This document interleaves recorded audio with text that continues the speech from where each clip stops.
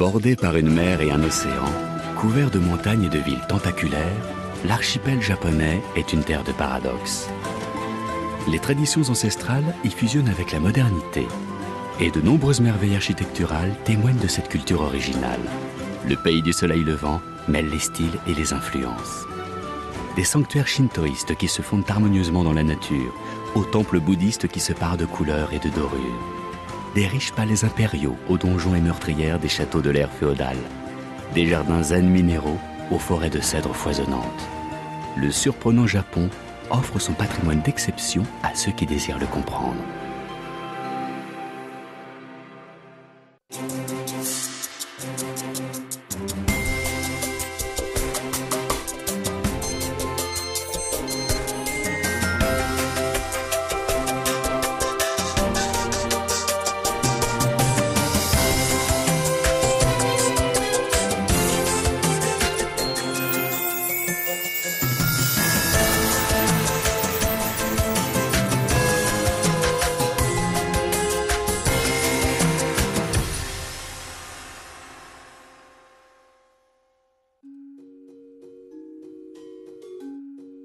Nous sommes dans la mer intérieure de Seto, entre les îles d'Honshu et de Shikoku, la petite terre d'Itsukushima, aussi nommée Miyajima, l'île au sanctuaire, y abrite un joyau architectural. C'est en 1168 que Taira Kiyomori, alors Premier ministre du Japon, choisit d'y faire construire un édifice. Bâtir un sanctuaire shintoïste, c'est pour le clan Taira, l'une des familles les plus puissantes de cette période, le moyen d'obtenir la protection des éléments naturels. On y vénère les divinités de l'île, on y sollicite gloire et richesse. On raconte même que sur le plus haut sommet de l'île, les dieux auraient installé leur siège. Peut-être viennent-ils y admirer la parfaite harmonie entre la nature et les hommes qui règnent sur ce lieu. L'on s'y sent un simple élément du grand tout, comme le prône cette très ancienne religion. L'île d'Itsukushima tout entière est un véritable sanctuaire.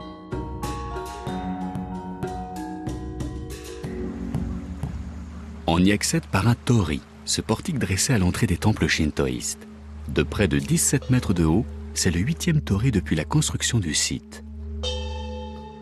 Il aura fallu 20 ans pour trouver le camphrier dans lequel ces imposants piliers sont sculptés d'un seul bloc.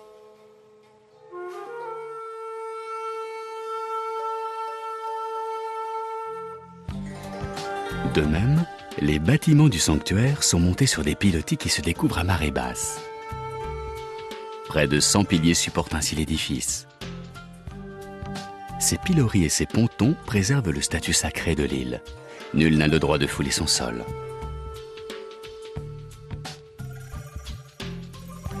Le clan des Taira choisit de bâtir l'édifice selon le plan caractéristique des demeures nobles de son époque.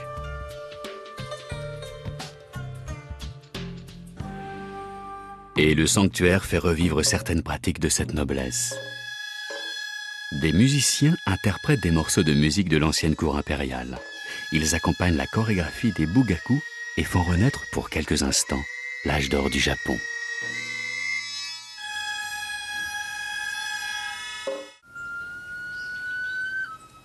Mais Itsukushima est avant tout un lieu saint du shintoïsme depuis les temps les plus reculés. On y vénère toujours les éléments naturels, montagnes, mers, plantes, animaux.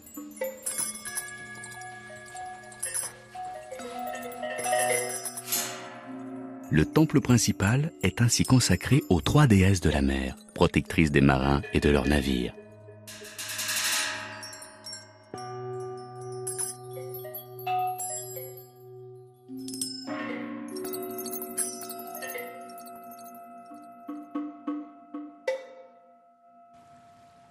Bâtie au bord, mais aussi en partie sur les flots, cette particularité fait d'Itsukushima un lieu unique.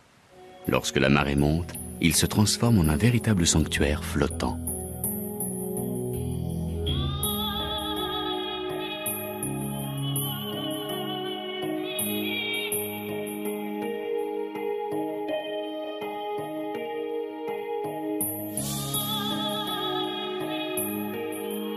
Dans le plan traditionnel des maisons nobles, un étang artificiel est conçu face à la demeure principale. Ici, les fondateurs du sanctuaire ont l'étonnante idée de remplacer ce lac par la mer intérieure de Seto. Une originalité qui donne au site toute sa magie.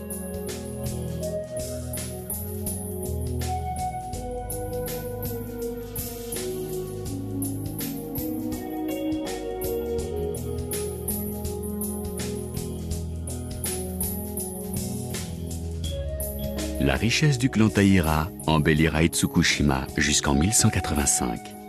Ensuite, l'âge d'or du Japon s'achève, mais le sanctuaire demeure un lieu de culte très important.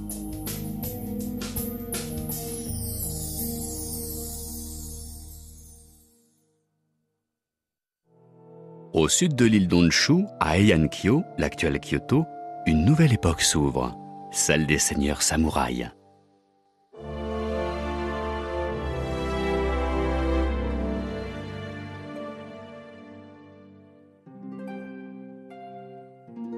Dans cette cité de près d'1,5 million d'habitants, des milliers de temples et de nombreux palais témoignent encore de la richesse artistique, économique et culturelle de la période féodale du pays. Ici, la modernité vit en harmonie avec le passé.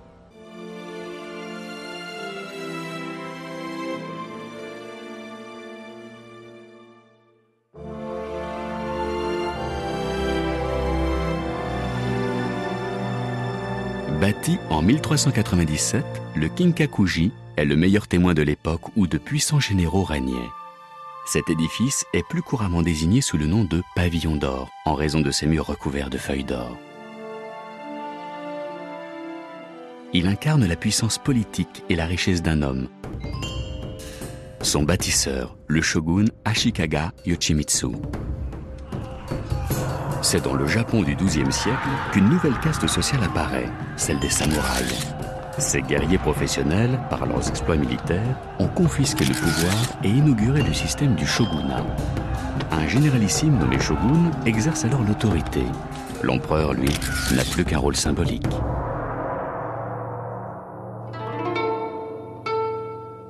Au pavillon d'or, 3 architectures différentes composent l'édifice. On construit le premier niveau dans le style caractéristique des demeures nobles traditionnelles.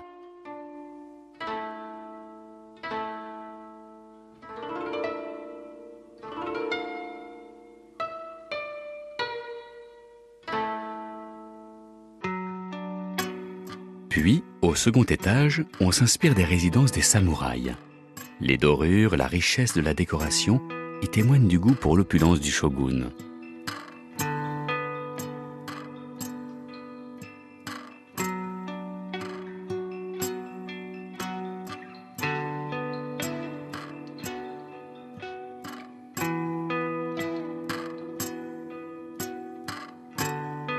Enfin, le dernier étage diffère totalement des 2 premiers par sa fonction et son architecture. Il est plus petit et a été conçu à des fins religieuses. On y pratique une forme de bouddhisme, le zen.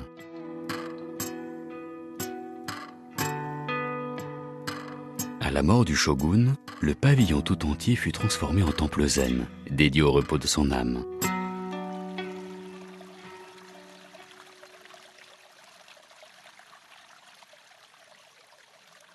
Baigné par l'étang Kyokoki, qui lui offre une illusion de flottement, l'édifice tout entier est un écrin pour la culture des samouraïs. Ces guerriers trouvent dans l'école zen un écho à leur recherche constante de perfection.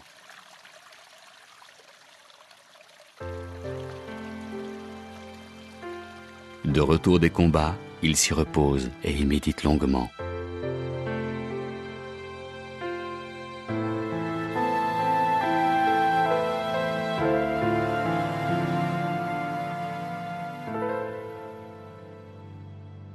La quête esthétique de Yoshimitsu n'eut d'égal que celle de son petit-fils, Yoshimasa, shogun de 1435 à 1490.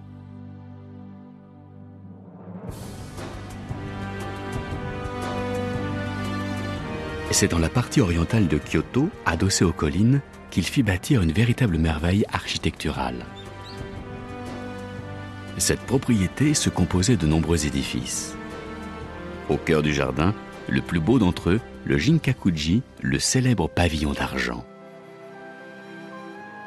Yoshimasa le conçut comme un refuge en ces temps tourmentés de guerre civile. L'édifice était-il recouvert de feuilles d'argent? Nul n'en est sûr, mais la légende se plaît à le raconter, comme pour mieux rapprocher l'œuvre du shogun de celle de son grand-père, bâtisseur du pavillon d'or.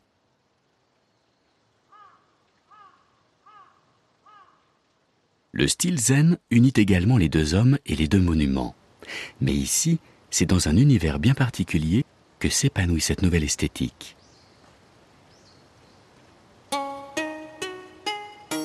On y bâtit un jardin sans eau ni végétation, un jardin sec, composé uniquement de sable et de rochers.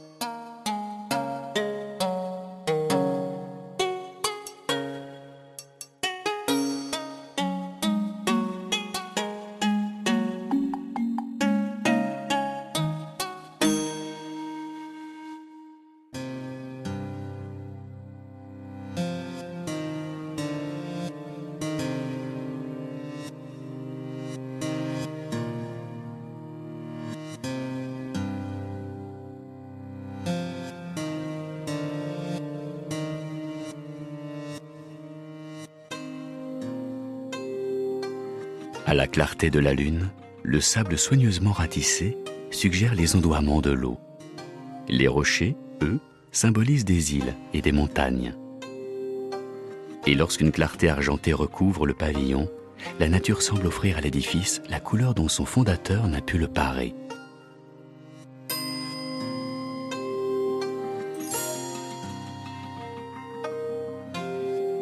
Des fenêtres du temple, le spectacle est saisissant. Cette œuvre minérale n'est pas conçue pour le promeneur. C'est depuis un point fixe que le jardin zen doit toujours s'observer, telle une véritable peinture.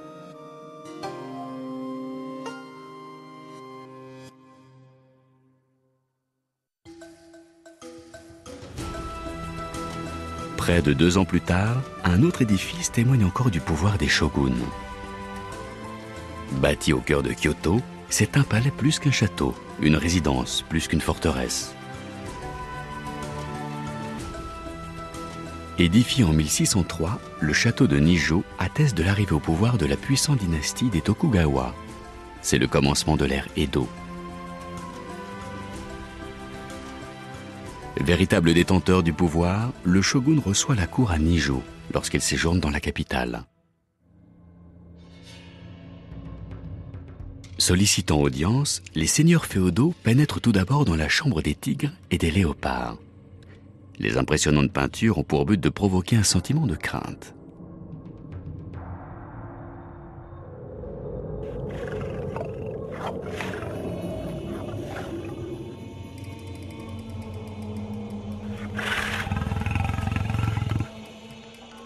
On fait ensuite passer les visiteurs dans la salle de réception.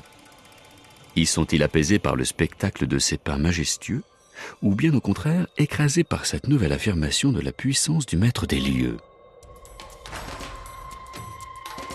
Enfin, le shogun les reçoit en audience, siégeant sur une plateforme. Les seigneurs de la guerre rendent alors hommage à celui qu'ils considèrent comme le roi du Japon.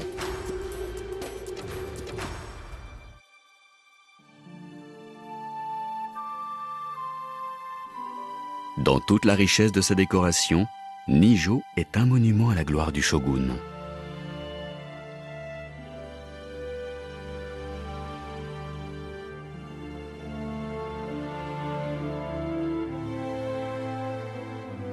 Le clan des Tokugawa mit tout particulièrement l'art de la peinture au service de son prestige. De véritables prouesses artistiques leur sont dédiées, tel ce vaste décor réalisé d'un seul tenant.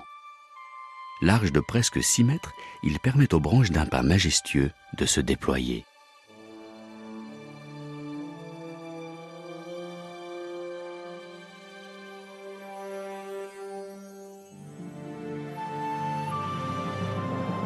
Dans les appartements privés du shogun, d'apaisantes peintures à l'encre évoquent tout l'art des jardins qui continue de s'épanouir durant cette période.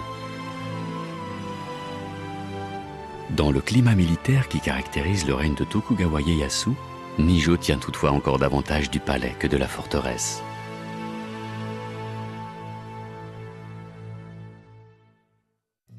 Mais ailleurs, une nouvelle forme d'architecture est développée, le château fort.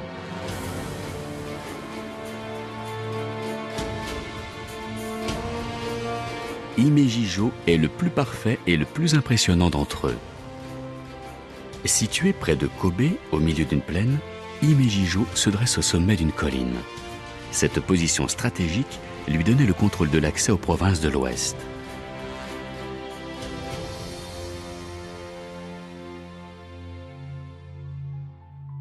Composée de 83 bâtiments, c'est la plus vaste forteresse du Japon. Ce chef-d'œuvre de construction en bois associe une véritable fonction militaire à une formidable démonstration esthétique. La subtile répartition entre les masses des bâtiments, la légèreté de ses multiples toits rapproche Himejijo des châteaux de la Renaissance qui s'épanouissent alors en Europe. L'élégance de son aspect doit beaucoup à ses murs de terre blanchie. On le nomme ainsi le château du héron blanc. Mais Himejijo est une forteresse avant tout. Elle est le résultat d'une contribution étrangère involontaire à l'architecture militaire du Japon. Empruntant la route ouverte par Vasco de Gama quelques décennies plus tôt, des marchands et des explorateurs portugais font naufrage sur la côte sud du pays vers 1543. Dans leur bagage, des mousquets que les Japonais s'empressent de copier. Ces fusils leur offrent une puissance jusqu'alors inconnue avec les lances et les flèches.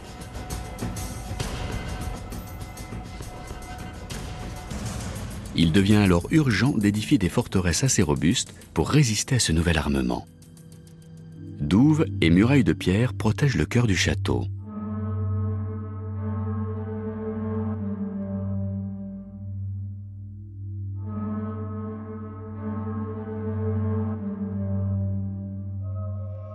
On élabore un ensemble complexe d'enceintes, de sentiers, de portes et de cours pour composer un système défensif impressionnant.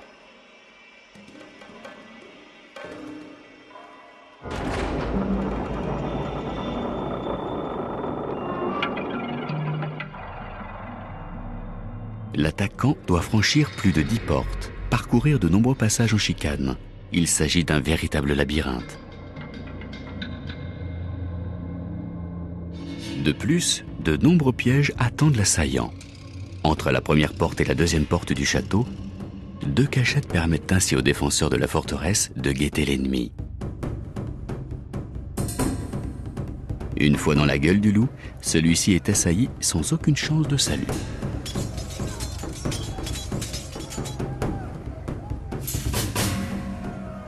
Le percement continu de meurtrières permet également aux soldats de tirer sur l'ennemi.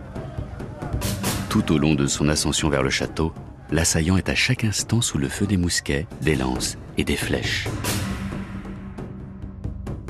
La porte Ninomon, dotée d'un plafond de bois mobile d'où les défenseurs peuvent attaquer l'ennemi, constitue également un piège redoutable. Les obstacles se multiplient et l'ennemi a bien du mal à les franchir pour atteindre le cœur du château. Le donjon. Formée de plusieurs étages en dégradé, cette tour domine tout le château avec ses 5 étages et ses quelques 46 mètres de hauteur.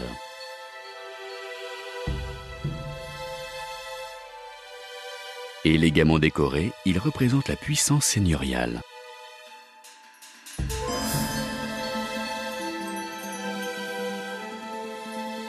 Et c'est, en temps de guerre, l'ultime bastion de résistance où se replient le seigneur et les siens, prêts à y mettre le feu et à s'y donner la mort.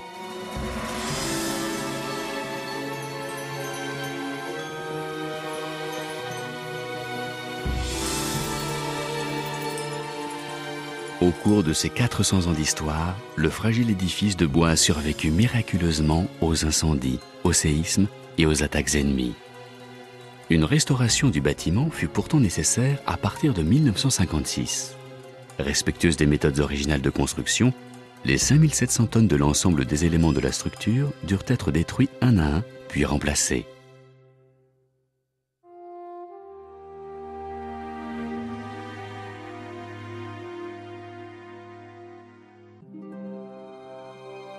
Les samouraïs d'Himejijo s'identifiaient à la beauté fragile et éphémère des fleurs du cerisier.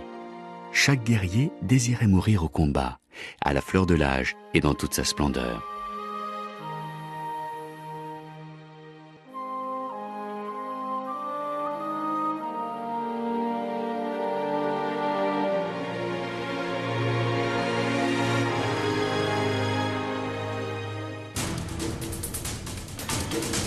Au nord d'Edo, l'actuel Tokyo, un lieu illustre une autre facette de cette prestigieuse époque guerrière.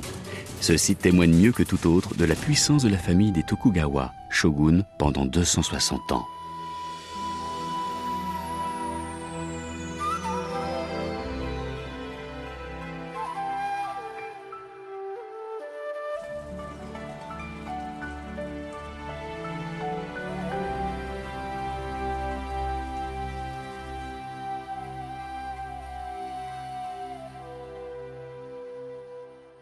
Sur les flancs de la montagne de Nikko, vénérée comme montagne sacrée depuis les temps les plus anciens, un ensemble d'édifices shinto et bouddhiques se dessine.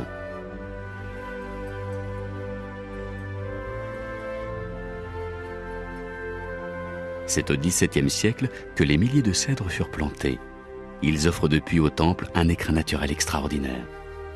Le sanctuaire shinto de Futarasan Shinja, consacré à 3 divinités de la montagne Nikko, forme l'ensemble d'édifices le plus ancien du site.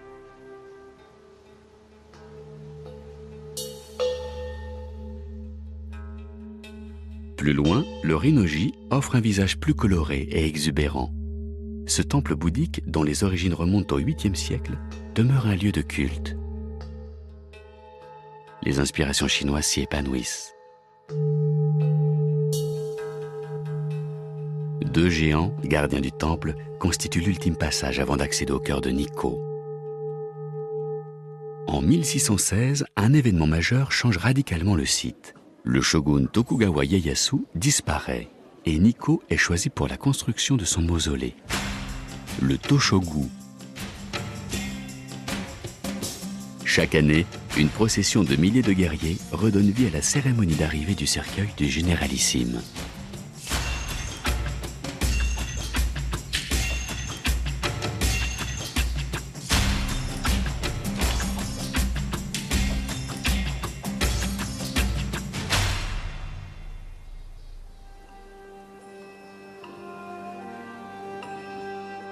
Le mausolée comprend plusieurs édifices qui se caractérisent par la beauté de leur sculpture. La traditionnelle maxime des 3 singes de la sagesse est ainsi représentée. Le premier se masque les oreilles pour ne rien entendre de mal, le deuxième ferme sa bouche pour ne rien dire et le dernier cache ses yeux pour ne rien voir. Un chat a, quant à lui, la mission de protéger le temple des rongeurs. Mais peut-être s'est-il assoupi. C'est la porte principale, baptisée Yomeimon, qui témoigne le mieux de la volonté des shoguns Tokugawa d'éblouir le peuple par cette construction. Son nom suggère qu'il faut une journée pour en admirer toutes les sculptures.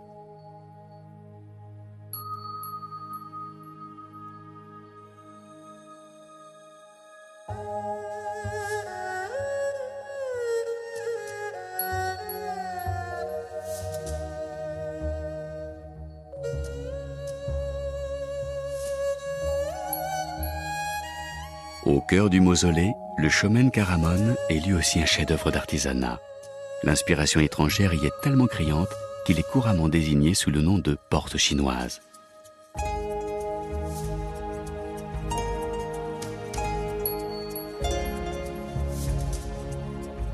Tous ces éléments attestent de l'insatiable curiosité des artistes de l'ère Edo à l'égard du monde extérieur, malgré la volonté du pouvoir de fermer les portes du royaume.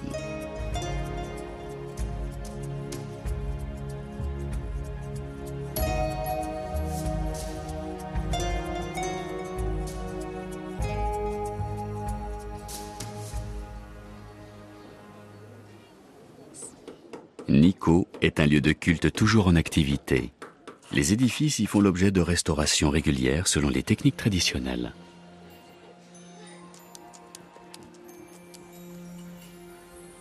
Comme au temps des shoguns, le soin et la patience des artisans font de l'édifice un trésor éclatant.